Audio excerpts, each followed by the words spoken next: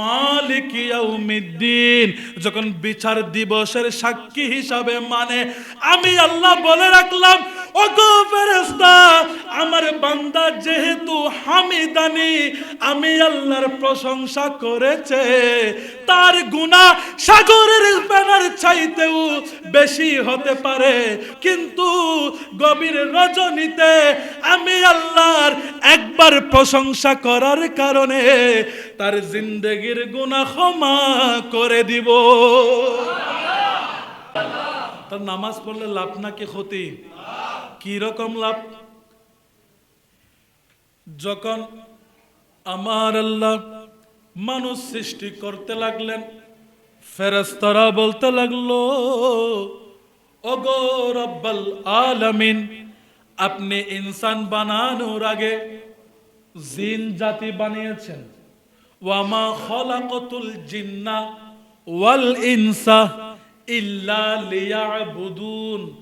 আমার আল্লাহ বলছেন, আমি মানুষ সৃষ্টি করার আগে জিন জাতি বানাইয়াছি। তার মানে এই দুনিয়ার জমিনে আমরা আগে নয়, আমাদের আগে কারা ছিল? এটা ছিল জিনদের দেশ, জিনদের পৃথিবী।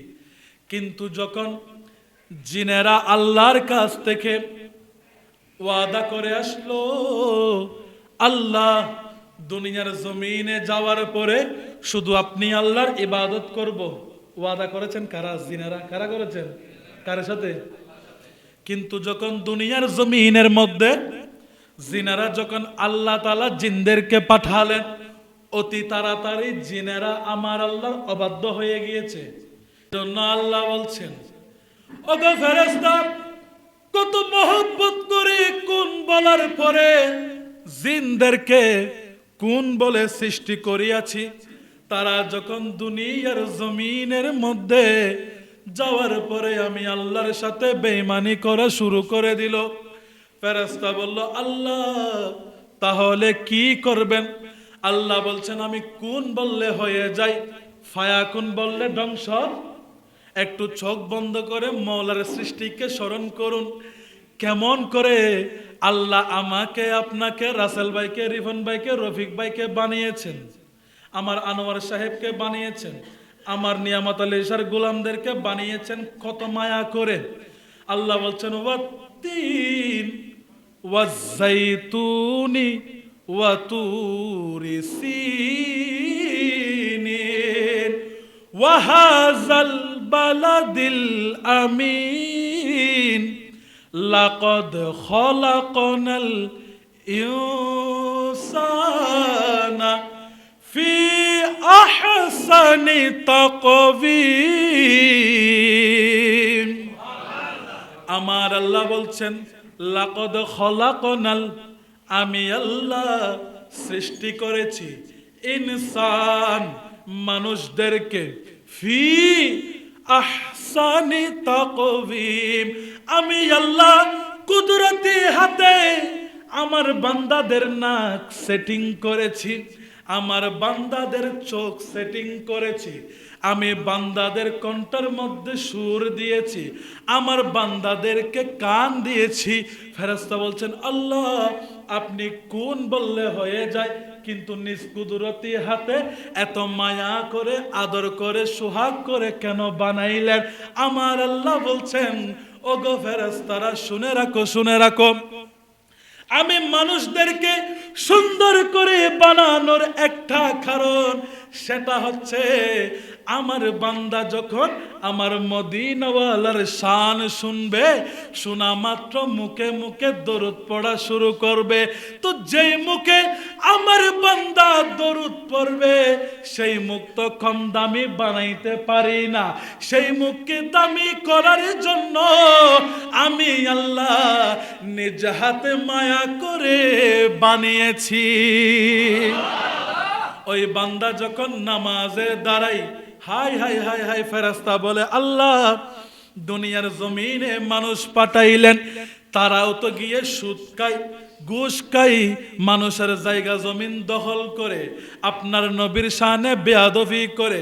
তখন আমার আল্লাহ বলছেন, ওগো ফেরেশতা, তাদের মধ্যেও আমার কিছু কিছু বান্দা রয়েছে। ফেরেশতা বলছেন কেমন বান্দা? বলে অপেক্ষা কর, মুয়াজ্জিন যখন হাইয়া আলাস সালাহ বলে যখন ডাক দিবে, হাইয়া আলাল ফালাহ বলে যখন ডাক দিবে, আসসালাতু খায়রুম মিনান নাওম, যখন সকালে এইভাবে ডাক দিবে, আমি আমার কিছু কিছু বান্দাদেরকে যাচাই করে বাছাই করে নিয়ামত আলী ঈশার মসজিদে যখন প্রথম কাতারে দাঁড় করাইয়া দিব। ওগো ফেরেশতা, তোমরা দেখেছো বান্দা গুনাহ করেছে, বান্দা বেনামাজি ছিল, বান্দা বেরোজাদার ছিল, বান্দা যাকাত দেয় নাই, বান্দা হজ পালন করে নাই, তোমরা তা হিসাব করছো। কিন্তু আমি আল্লাহ যেহেতু মায়ার সুরে বানিয়েছি, মহব্বতে বানিয়েছি, সেই জন্য আমি বান্দার গুনাহ দেখার আগে বান্দার ভালোবাসা দেখি। কেমন ভালোবাসা? বান্দা যখন সানা সুবহানাকাল্লাহুম্মা ওয়া বিহামদিকা ওয়া তাবারাকাসমুকা এইরকম বলে যখন এইভাবে নিয়ত বাঁধে, হাই হাই হাই হাই, বান্দা যখন নিয়ত বাঁধার পরে বান্দা যখন সূরা ফাতিহা শুরু করে, আলহামদুলিল্লাহি রাব্বিল আলামিন, তখন আল্লাহর রহমতের সাগরের মধ্যে ঢেউ শুরু হয়ে যায়।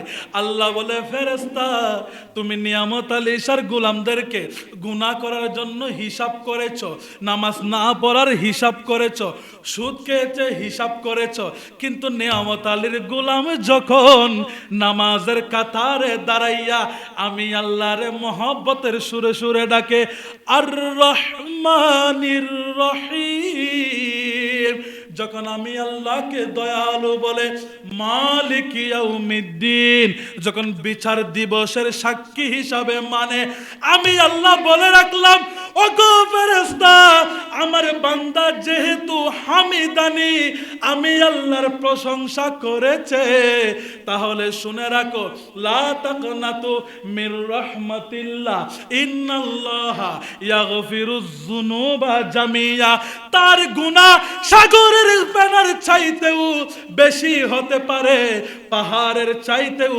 বেশি হতে পারে, তার গুনার পাল্লা বেশি হতে পারে, কিন্তু গভীর রজনীতে আমি আল্লাহর একবার প্রশংসা করার কারণে তার জিন্দেগির গুনাহ ক্ষমা করে দিব।